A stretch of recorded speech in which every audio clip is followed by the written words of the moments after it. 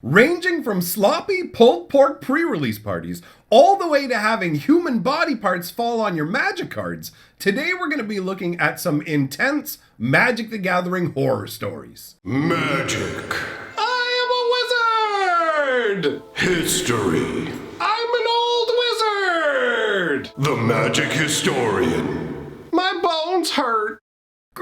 Greetings, owners of fine luxury cardboard rectangles. My friends, I hope the day finds you well because I have a treat for you. Magic the Gathering horror stories. Some of them are going to make you laugh. Some of them are probably going to make you angry. So let us dive in, starting out with the story that spurred me to make this video because it's absolutely incredible. All right, so it starts out like this. Played a standard event ages ago in Atlanta in the 2006-ish range. I was seated talking with a friend who'd already dropped when my next opponent took his seat across the table from us. I know it's a stereotype that MTG nerds at tourneys smell, but when I tell you the stench of this person hit me like a wall, I can't express it enough. The smell was so bad that my friend who was with me to spectate abruptly left when it hit him. I wished my opponent luck, and he remained silent, already off to a bad start. He laid an overgrown tomb on turn 1, and I thought we might be playing a mirror match. So trying to be polite, I mentioned whoever gets Kakusho out first wins. He immediately looked me in the eye and spoke his first sentence to me and said, "It's not a mirror match." The smell of his breath nearly bowled me over. It was horrible. It smelled like gravy and fish boiling under the Arizona sun. Not but 5 minutes after this, a sound of clattering, and I noticed something rolled onto one of my cards. I picked it up thinking a dice had chipped or something, and my blood ran cold as I realized the truth. His tooth fell out and onto my precious magic cards. I didn't know what else to do, so I called the judge. My opponent said he wanted to keep playing, and I expressed that I was feeling very uncomfortable with just about everything happening here. The judge pulled the guy aside and advised him to leave or see a dentist or live in a cage and change his name to Gollum or something, because he came back over and picked his stuff up and left wordlessly, thankfully. It was the worst victory of my Magic career. Dude, this is horrific and hilarious at the same time. The person who went through this experience has encapsulated it in such a great way. Imagine playing a game of Magic and you're just trying to be friendly to somebody. Not only do they stink, but they're rude, and then one of their teeth falls out of their head and rolls over onto one of your cards. And your brain, like any rational humans, would be like, oh, I wonder what this is. And you pick it up and you're, oh my God, it's a part of him. Oh, like, oh, ew, man. Like, the more I was thinking about it in the head, the more my spine started to shudder. Oh, this is truly horrific. I have judged a lot of Magic tournaments, and I don't even know what I would do if a dude's tooth fell out of his head. I'd be like, like, that's amazing. Anyways, we have more stories. Let's keep going. So the next one, this is one that might just make you a little more angry than anything. It says, I was just learning Magic from friends when I was like 9 years old. I think 7th edition had just come out. We were at a summer camp, and one of the counselors proposed to trade for basically my rares for all of his commons. So basically this counselor traded this kid a bunch of common cards for all that kid's rares. So I was literally a child and not experienced in Magic, so he convinced me to make this trade. I lost all my best cards, and he never came back to camp. Some other counselors told me he ripped me off, but it was too late. This is the kind of stuff that actually ends up making my blood boil, where it's like, dude, why? What are you doing? You're ripping off children. It's so scummy. You know what I mean? This is literally a horror story. Let's move on, though, because there's a lot of cool stuff. Well, I guess not cool, but interesting. You know, the stuff happening to people isn't exactly cool. I misspoke. So, next one. I love this. This is ridiculous. This is pretty minor, but in 1997, as a 10-year-old, I got the Magic Visual Encyclopedia for Mirage and Visions, and I was so excited seeing all the cards and what they did. I remember it being a really big thing for me. I'm laughing because I know what comes next. And then the next day, Princess Diana died. And here in the UK, everyone kind of lost their mind a bit, right? Because royalty is a big deal in the UK. So what happened to Princess Diana caused like big enough ripples that here in Canada, they consider us essentially to be owned by England. And so we get kind of like little bits of tremors when things are going on in terms of, wow, but it was a big deal in the UK. And I don't know. I love the story. Anyways, let's get back to it. The next day, Princess Diana died. Here in the UK, everyone kind of lost their mind a bit. And in school the following Monday, we had to go around in a circle saying how the death of Princess Diana had made us feel. And I remember my 10-year-old brain thinking, all that time you were happy, looking at those pictures of cards from Mirage, when poor Princess Diana was hours away from death, and feeling very guilty about it. That all seems a little bit silly looking back on it after all this time. It really does. It's adorable to think through the prism of a child's mind where it's like, you don't understand that tragedies happen, you can be sad for them, but it doesn't matter that you were looking at magic cards. The fact that he's beating himself up, Princess Diana went through all this, and what are you doing? You looking at Viashino dragons and what else? What other cards are you looking at from Mirage? What do you, like, I love it. I love it. It's adorable. After that, went to my local store for a sealed event. I believe it was for Rivals of Ixalan. Walking in, I immediately noticed the smell of barbecue sauce permeating the entire store. Going further into the game area, it became apparent that somebody brought in a whole crock pot of pulled pork and loaves of white bread. Some hero. Anybody in the store was welcome to grab a sandwich, as evidenced by the drops of barbecue sauce spread among the tables. I made my deck, and my first round opponent was working through a sandwich as we played. The sauce stains on his shirt told me this definitely wasn't his first one. During my turn, he would take a bite of the sandwich, lick the sauce off his fingers, and continue handling his cards as if nothing was out of the ordinary. After the game, he went up to grab another sandwich before his next opponent. I can't fathom how many he ate in total.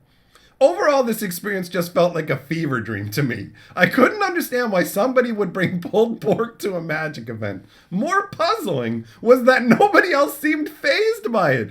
Even the owner was cool with it, as if pulled pork pre-release was a recurring event. How awesome is this? Like, I love it. That vibe for the LGS, that's the exact kind of place I want to be, where you walk in and everybody's just slapping together pulled pork sandwiches. It's so messy. It's such a crazy choice. I remember, like, we would have slices of pizza or whatever, and I'd have a napkin off to the side, eating my pizza or whatever. We did that before we even played with sleeves, right? So it harkens back to an older era where Magic wasn't considered like this financial instrument or something. There's just something that feels so, like, small town silly and delightful about it, and the fact that nobody else had an issue. So this guy's walking and he's like, what sort of universe am I in? Everybody's eating pulled pork. What is going on? Like, I love it. Pulled pork pre-release. Like, how awesome is that? And at the same time, how thoughtful is that of somebody to go, you know what? We're having a nice pre-release event. I'm gonna bring lunch for everybody. I appreciate that. Of course, I like potlucks. Anyways, pulled pork pre-release. Let's move on.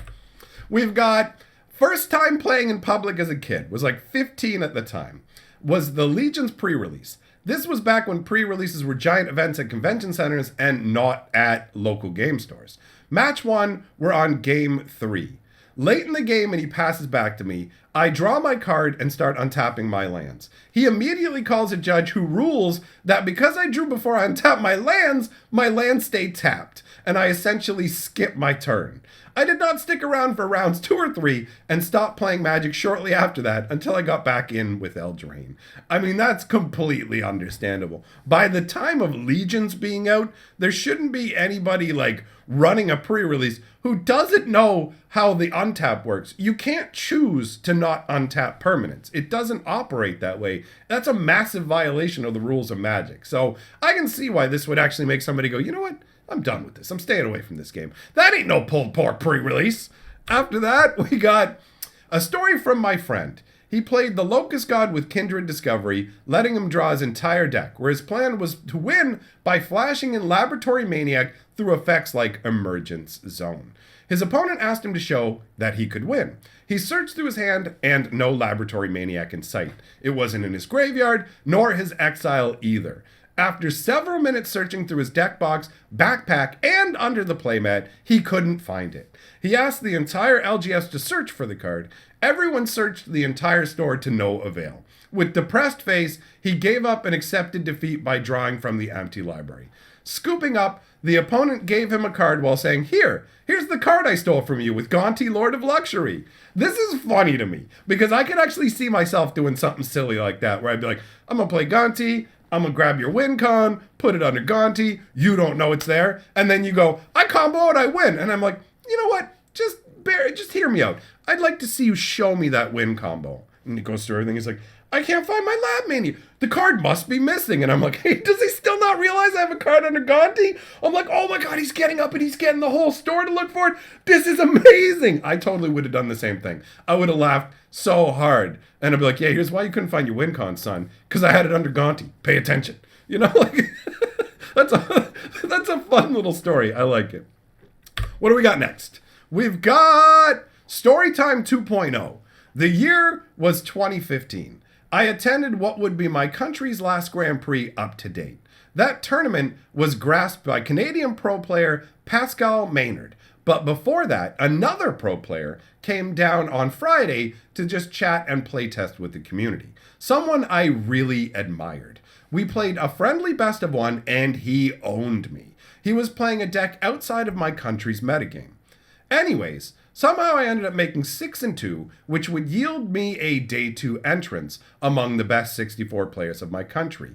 And unfortunately, I got paired with said pro player on a feature match. Won 2-1, and to my surprise, my opponent got really angry. He said something along the lines of, do you like taking pro players out of a tournament? Is this why you playtested me on Friday? To learn my deck beforehand? And it's like, come on, dude. I was supposed to be enjoying my Sunday at home. Never expected to make it up to here. I felt horrible. Like I found myself arguing with some pro player I used to admire. Imagine having admired somebody for years, watching his streams and tournament plays around the globe, to suddenly have him in front of you, denigrating you, just because you won a match. I decided to take the W and leave, but that was definitely rude and unnecessary. He ended up not entering the top 8 as far as I remember, thanks to my win. And then there's an edit that says, for those asking, I'm not revealing who he is. I do respect other players. He hasn't been around lately, but most of you know him. Really well-known player. And you know what? I can understand that. Not wanting to actually use the person's name in association with this story. It's like, I'm just here to share my bad experience. And this is the kind of experience that you can have almost with any Magic player, because Magic players can be very salty over losing, but even more so when they feel like they're entitled to the win. So if somebody feels like they're playing against a lesser player, in their mind they've already won, and they're like, that's my win, you're taking it from me. It's a pretty ridiculous, do you like taking pro players out of a tournament? If somebody said that to me, I'd be like, let me explain something to you. If you're truly a professional pro player, then play well enough to not lose. Oh, you can't? I guess I'm better than you, huh? You know what I mean? Like, I would rub it right in. Just, that's my personality. This person clearly handled it better than me. But I'd be like, dude, you got to earn your wins. You don't get automatic wins because you won them before. You have to prove yourself constantly. And Magic has a randomized nature to it. So that salty side of Magic is not fun, right? It's not a great thing overall. Next up, I played at a shop with a very toxic regular play group. I was a semi-regular, maybe monthly or quarterly. Anyways, it was week 1 of the month of the promo Fatal Push cards at the time. So essentially what they're saying here is, if for this FNM, they had promo Fatal Pushes. And these were a big deal. Most FNM promos never really mattered. When they had the Fatal Pushes, I remember because I ran events during that time, and people were getting pretty pushy trying to get them. So it says it was week 1 of the month of promo Fatal Push cards, and it was highly sought after, maybe a $20 card at the time. A non-regular and I make it to the top 4 along with 2 regulars. A regular asks the non-regular to see the promo, and the dude abides. Another regular walks up, asks his buddy to see the prize, gets it, assuming it's his friend's card, and rips it to shreds. Then throws it at his buddy, spouting something about oil field money. The non-regular sits astonished, jaw to the floor, not knowing what to do, and understandably so. It took more than a moment to clear things up. The person who tore the card bought one off another guy and gave it to the non-regular guy, but I never saw the non-regular again. It was the worst thing I ever saw someone to do at a Magic game outside of maybe blatant cheating, but then again, maybe not. I have to agree. I mean, on one hand, like, interplay between friends where it's like snagging something that belongs to your buddy, destroying it. I mean, I literally ruined one of my friend's entire decks, but I had planned ahead of time. Basically, I had an exact copy of his deck with upgraded black bordered versions of stuff. He had like white bordered, easier to get, more common versions. I made it an upgraded version of his deck. And then when we were playing Game of Magic, I was like, bro, I don't like your deck. And I scooped it up and I whipped it into a pot of soup. And he was so... like he freaked out, and then I just whipped out of my pocket, here you go, bro, and he looked through it and he's like, oh, this is even better than the deck that you just destroyed, thanks, bro. You know what I mean? Like, under those circumstances, yeah, have your fun, but not like this, not with somebody else's gear, right? This is like, oh, I can see why the person didn't come back, ultimately, you know? Next up, we've got worked at a card shop in a smaller town. Kid showed up all the time smelling not so funky fresh. Anyways, one day this kid walks into the shop and he clearly had just had a bloody nose. He sits down at the table and I notice a nice big chunk of coagulated blood on his shoulder. I tell him about it and he shrugs and just kind of tries to fold his shirt over it to hide it. Oh, obviously that didn't work. I told him to get cleaned up, and this jive turkey, oh, I didn't even, when I read this the first time, I didn't notice that he called him a jive turkey. Yes! Anyways, obviously that didn't work. I told him to get cleaned up, and this jive turkey literally grabbed the chunk of snot and blood off of his shoulder and proceeded to put it in his pocket. His pocket! Then he asked me if I wanted to play a game of Magic. I asked him to leave. Like, that's insane. Imagine that. That's so gross, bro. That is so absolutely gross. Anyhow, that's the wrap up of the horror stories. So let me know your thoughts in the comments below. A special hope you're having a good day now to Theodore, because he hit me up earlier today, said his day's not going so well, he's got some bad news. Hopefully this helps to make it better, buddy. Hopefully you got some chuckles out of it. Hopefully all of you enjoyed it. Big thank you to all of my patrons. Thanks for coming by, and I will see you all in the next video. Going to leave some links to some of my other stuff on the screen so we can spend some more time together.